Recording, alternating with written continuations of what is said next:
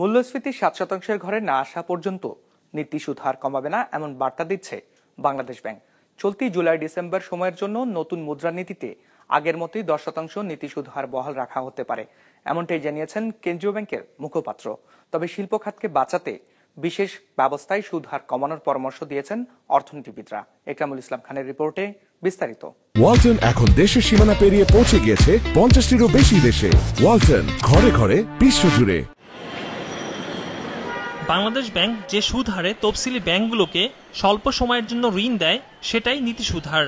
মূল্যস্ফীতি কমাতে নীতি সুদ হারকে বড় হাতিয়ার হিসেবে ব্যবহার করে কেন্দ্রীয় ব্যাংক। রাজনৈতিক পট পরিবর্তনের পর মূল্যস্ফীতির লাগাম টানতে নানামুখী পদক্ষেপ নেন কেন্দ্রীয় ব্যাংকের বর্তমান গভর্নর। নীতি সুদ হার 3 দফায় 50 বেসিস পয়েন্ট বাড়িয়ে উন্নীত করা হয় 10%। বাংলাদেশ পরিসংখ্যান ব্যুরো বিবিএস এর তথ্য বলছে, জুনে দেশের সার্বিক মূল্যস্ফীতি ছিল 8.48%, যা বিগত 35 মাসের মধ্যে সর্বনিম্ন। কেন্দ্রীয় ব্যাংক বলছে, মূল্যস্ফীতি 7% ঘরে নামলে নীতি সুদ হার কমানো হবে।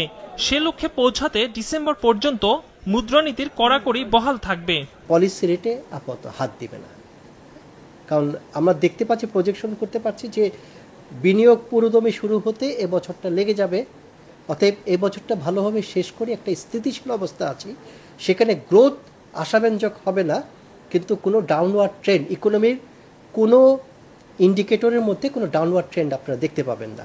এরকম একটা স্থিতিশীল অবস্থায় নিয়ে যাব, তারপর হয়তো পলিসি রেটে হাত দিবে, যেটার ইম্প্যাক্ট অবশ্যই শিল্প খাতে, বিনিয়োগ খাতে পড়বে।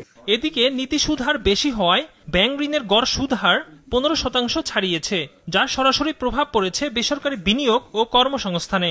ব্যবসায়ীরা বলছেন, দীর্ঘ সময়ে উচ্চ নীতি সুদ হার তাদের লোকসানে ফেলে দিয়েছে। অনেক কারখানা বন্ধ হয়ে যাচ্ছে। কন্ট্রাকশনারি মনিটারি পলিসি যদি আরো কন্টিনিউ করে, প্রাইভেট সেক্টরের প্রোডাক্টিভ ক্যাপাসিটি কমবে এবং প্রোডাকশন কমবে। এটার ফলে যেটা হবে, আপনার দেখবেন আপনার যে অনেক ব্যবসা বাণিজ্য বন্ধ হয়ে যাবে, কিংবা তারা যেই পরিমাণ ক্ষতির সম্মুখীন হবেন সেটা তারা কাটিয়ে উঠতে পারবেন না। এবং এই কাটিয়ে ওঠার সময়টা যদি আমি বলি, যে দেখা যাবে যে হয়তোবা অনেক মানুষ আরো বেকার হবেন। মূল্যস্ফীতি নিয়ন্ত্রণের পাশাপাশি ব্যবসাও যেন টিকে থাকে, সেদিকে নজর দেওয়ার পরামর্শ অর্থনীতিবিদদের। তা না হলে প্রবৃদ্ধি কমে যাবে, সাথে বেকারত্ব বাড়বে। শিল্প খাতকে বাঁচাতে প্রয়োজনে বিশেষ ব্যবস্থায় সুদ হার কমানোর পরামর্শও তাদের। সরকার যেটা করতে পারে, যে ভোগ ব্যয়, সাধারণের ভোগ ব্যয় যেগুলো আমরা বলি, credit card loan, consumer loan, এগুলোর ক্ষেত্রে হয়তো স্ট্রিক্ট থাকতে পারে।